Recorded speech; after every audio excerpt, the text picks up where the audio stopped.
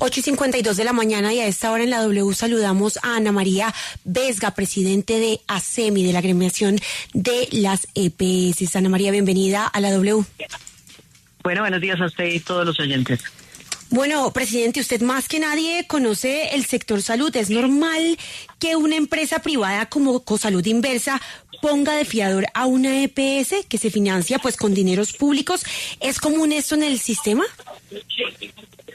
Bueno, el uso de los recursos de la salud, como todos saben, tienen una destinación específica y hay un porcentaje de esos recursos que corresponden a gasto administrativo y también a la utilidad que en su operación arrojan las EPS. Lo que en este momento se está determinando es si los recursos que Cosalud dispuso para esa operación de crédito corresponden a o dineros de UPC o dineros de gasto administrativo o dineros de la utilidad, pero eso es algo que naturalmente tendrá que aclarar la EPS ante las autoridades.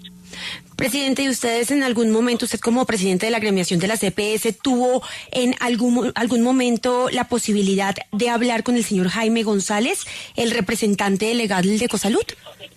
No hemos conversado con ellos recientemente. Doctora Ana María, este tipo de movimientos, ¿usted sabe si se tienen que realizar con apoyo de las juntas directivas? ¿Las juntas directivas deberían estar enteradas de cuando una EPS se pone de fiador o no?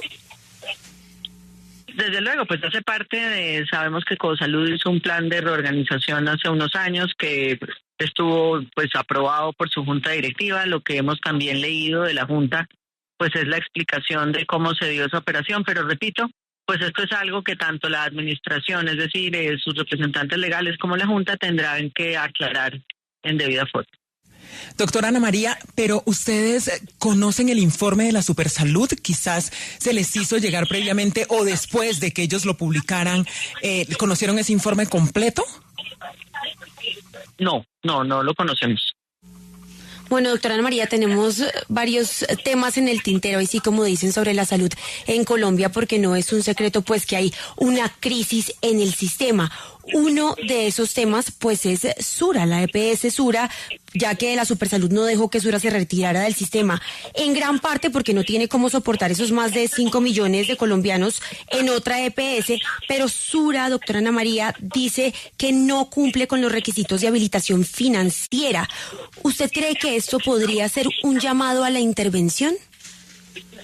Pues la realidad es que las causales que llevaron a Sura EPS y a otras EPS a solicitar su plan de desmonte o retiro voluntario permanecen, es decir, los números de las EPS siguen siendo muy negativos, pérdidas de más de 7 billones, y hemos dicho de manera insistente en que si la unidad de pago por capitación no se ajusta en debida forma, si no se hacen los pagos de los presupuestos máximos a las EPS, pues tenemos esta misma situación. Entonces, la realidad es que, pues bueno, por los usuarios la permanencia de Sura, pero hay que asegurar que eso sea una permanencia sostenible y que no tengamos a la vuelta de unos meses pues a la EPS intervenida, porque como ellos bien lo indicaron, no están cumpliendo indicadores de habilitación.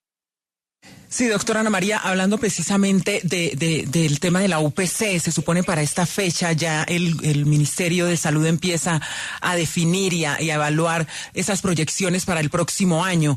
¿Se ha hablado de cuál será el cálculo para el próximo año? ¿Ya se ha definido algo? No, la realidad es que esto se hace basado en una cosa que llamamos un ejercicio de suficiencia que toman el promedio del gasto en salud de los 2 años anteriores. Ese ejercicio se realiza con las EPS por el Ministerio de Salud durante el segundo semestre.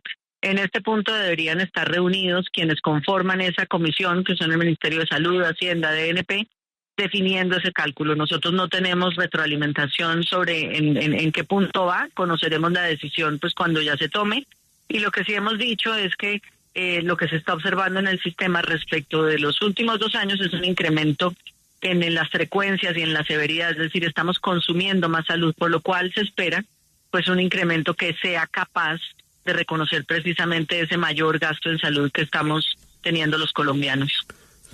Sabemos que tenemos una crisis en este momento, pero ¿hasta dónde puede llegar esa crisis y hay cómo evitarla?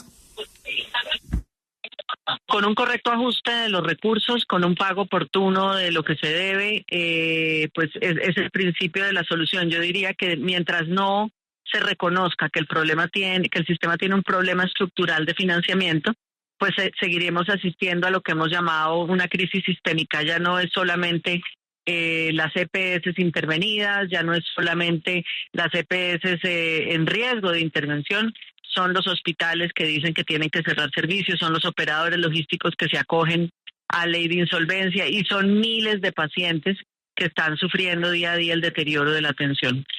Sí, ese es el punto, doctora Ana María. ¿Cuál es la deuda que tiene en este momento el Estado colombiano con las EPS? Porque se sabe que las EPS tienen deudas muy grandes, por ejemplo, con los gestores farmacéuticos. Pero ¿cuál es la deuda del gobierno con las EPS? Pues mire, yo se lo expreso sencillo en dos cifras. Si uno, sobre lo que se llaman los presupuestos máximos, que son los recursos que se pagan para estos medicamentos costosos, enfermedades huérfanas y altas tecnologías, nos deben todavía recursos del 2022 por 800.000 millones y se espera que este año, pues ya se está casi que finalizando diciembre, hay un faltante de 1.5 billones aproximadamente que es para las EPS. Entonces, pues ahí estamos hablando de más de 2 billones de pesos.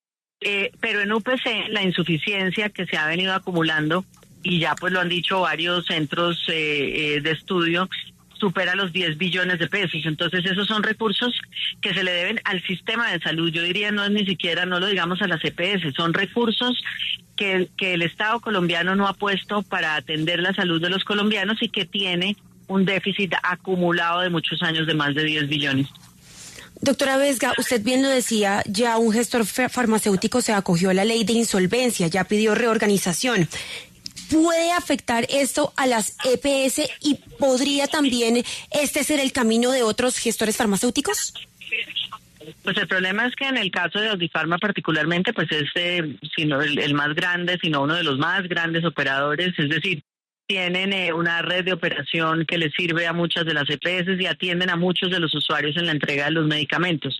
Uno esperaría pues que la ley de reorganización ayude a que el negocio se mantenga en marcha y a que no haya afectación en la operación, pero pues eso depende en buena parte de que logren las EPS ponerse al día con los operadores, que las farmacéuticas continúen vendiendo al operador y que se estabilice esa operación, porque la verdad es que lo que estamos viendo es que buena parte del problema de abastecimiento pues pasa por la restricción de los flujos.